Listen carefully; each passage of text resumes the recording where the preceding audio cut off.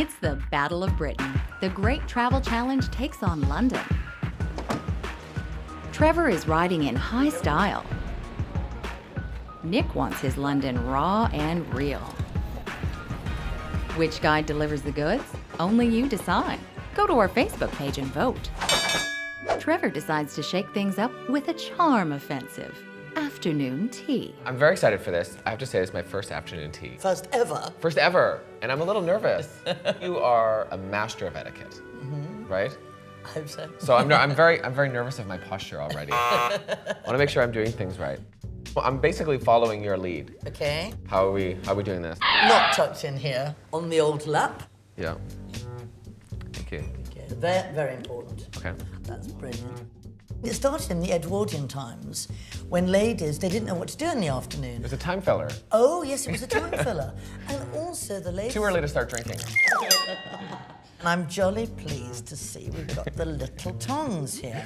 Well, if you're jolly pleased, then I'm jolly pleased. The width of your cup Yeah.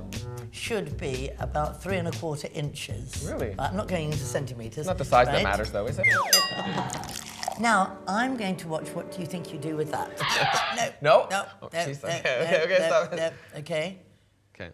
Cut it across, so you've got 2 halves. I'm going to stop oh, you I did something wrong absolutely again. there. I'm going to stop you. Uh-huh. No. I didn't know tea would be so stressful. I thought it would just be like a relaxing, you have some tea, a little cake. You know, everybody is always in a hurry here. Yeah. Everybody's running, and they've all got their huge, they're literally running along with their Starbucks. I think it's much nicer to sit down and have some tea like this. The Queen has tea wherever she is at 5 o'clock. Even if she's traveling to Canada or wherever, she has her tea. And everybody sits around and she pours. No. Yeah, yeah. Thank you so much for your time. It's been nice to have a really nice, proper tea. It's been a pleasure to meet you, Yeah, too. thank you. Cheers. We cheers? No. That's wrong. That's wrong. No cheers. Cut the cheers. So, Trevor takes a few hits.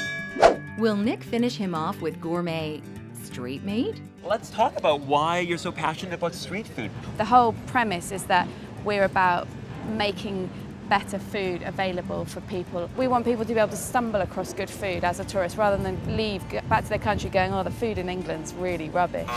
This street is actually called King's Boulevard, but everyone thinks it's called Eat Street. Like, that's how much of a destination it's become. Let's have some food. Okay, let's go to Green Goat, first up. Hi, Jan, hi, Claude. They used to work in a kitchen of a really good restaurant, and now they've taken all their ethics of sustainability and good sourcing and everything with really good ingredients into their van, this lovely green van, and they're making wonderful food. You can get really good British mackerel, British chorizo. Oh my God. Is that good? It looks so good. Oh God, it smells good. It does smell good. You go first. You go first. You go You're the first. guest. Ladies first. You're the Ladies, guest. ladies You're the first. guest. Ladies You're the first. guest. Ladies first. You're the guest. Ladies first. Okay. Beautiful. This is amazing. This is really good. We can hardly bear to put this down. I know. This is really good, guys. So next we've got Anna May's pulled pork. Okay. These guys quit their jobs, took off on a road trip around the southern states of America. So they're doing pulled pork, they're doing Texas chili beans, they're doing mac and cheese, they do all kinds of things with their own little Brit twist. And it's free range. Of course. This is a Mary J. Beans. Mary J. Beans. Wow. This is hearty. This is for one person? Yeah. I'm gonna have an eating disorder by the end of this. You know Don't worry, this, you'll be right? okay.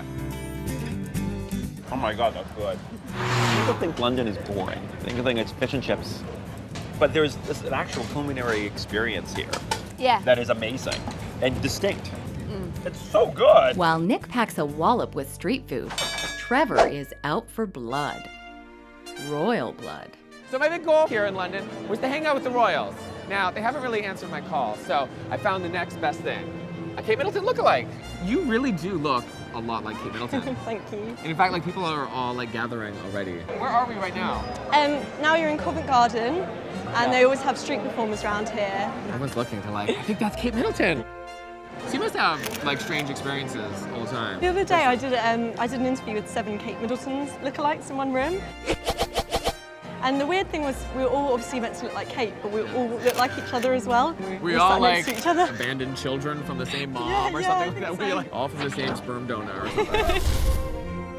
I do a lot of corporate events, magazines, interviews, lots of spoofs with celebrities. Like, we went to Harrods the other day, me and the Pippa lookalike, and we were walking around and everyone thought we were them. It was crazy. Everyone was falling over themselves trying to take pictures. Are you now like friends with other lookalikes? Yeah, well, I've got them all on my phone, like William, Pippa, Camilla, the Queen. Do you ever feel like maybe you should marry a Prince William lookalike? I know, I need to find one. That'd be like the power lookalike couple. I know. Gotta find one. Have you ever met Kate? No, I'd love to. I get really defensive when people talk about Kate. If they're mean about her, I'm just like, you can't say that. I mean, I'm jealous of the Harry lookalike because he turns up to set and he can be a little bit hungover and you can wander in and he can get away with it. You take a picture? You want me to picture too? This is Prince William. I gotta say, it's really fun being a lookalike. The attention's kind of nice. It's I know, fun. it's so nice. So Trevor hits it big with the pretty people. But Nick strikes back with pretty buildings? So I'm here with Christine Murray, who is the editor of the Architect's Journal, and we're on relatively modern piece of architecture, correct? Yes, this is the newest crossing of the Thames. Actually, it's a pedestrian crossing. It's a very thin strip designed to be like a ribbon over the Thames, and it joins one of the newest landmarks in London, the Tate Modern, with one of London's most classic icons, which is St. Paul's Cathedral. London creates this environment that innovative design, architectural design, is encouraged. Why is that? Well, London has the most architects per square foot in all of Europe. So there's a lot of them here, and there is this sense, you know, this is one of the places where icon architecture really took hold. There are lots of buildings with nicknames. We've got the newest one behind us, the Shard, which is it's the tallest building in Europe now, a new landmark for London. And one of the reasons they are so iconic is because London is a very low city. So these skyscrapers stick out like a sore thumb. You see them from everywhere. Why is London situated with such a low structure? You need to be able to see the Dome of St. Paul's from all over the city. Are people that religious here? No, absolutely not. But it is, you know, it's in the center of the city. I'm not sure why they started the rule. It's just there. Let's talk about the London Eye. It was supposed to be a temporary wheel, and it's been, well, more than 10 years. It's been 11 years that it's been there. I love the eye. I think it's an amazing thing. I think they're really beautiful pods that you go around it. But I have to say, I'm slightly nervous when I'm up there, and I think this was a temporary wheel 10 years later. How long has it got? Just give me new design. The old is done. Boom, as Nick throws it down in London town. Trevor suits up at one of the city's swankiest tailors.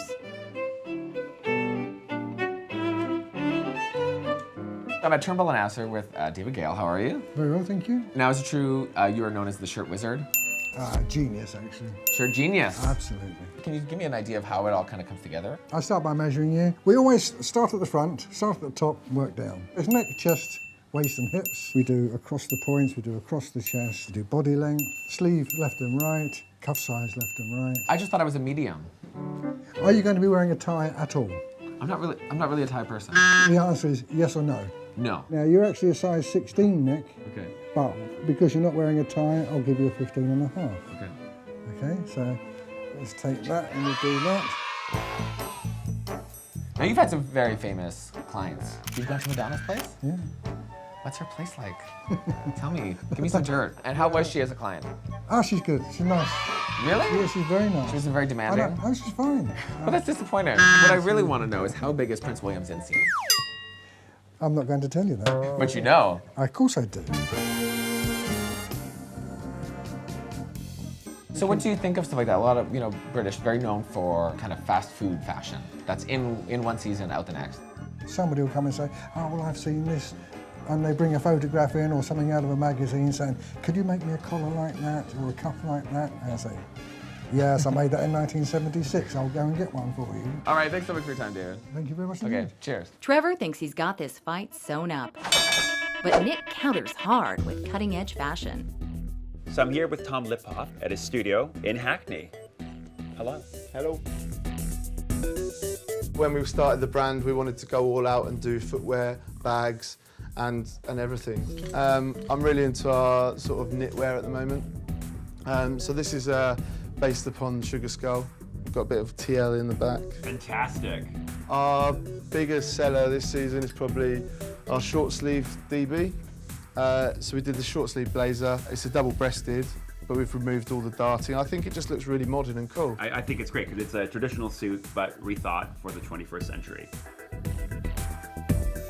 Did you ever want to work for Savile Row? I think it would have been nice. I think there's two routes you can go for menswear and go straight into the kind of fashion forward. Or you can go down the sort of traditional tailoring side. The Savile Row, it's a little bit stodgy. It's a little bit, what's the word, old school, you know? It's stuck. It's stuck. So how is your stuff not stuck? So we're trying to modernise the traditional silhouette. Our main ethos is to kind of reduce the seams, remove the darts, remove pocketing that doesn't need to be there. But also your stuff is quite colorful. It's not the stodgy black or pinstripe suit. No. I love your look. I like it. I hate. You hate that? I hate chalk pinstripe. It's so old school. It's not for the modern day man. It's not cool. We're gonna go shopping now?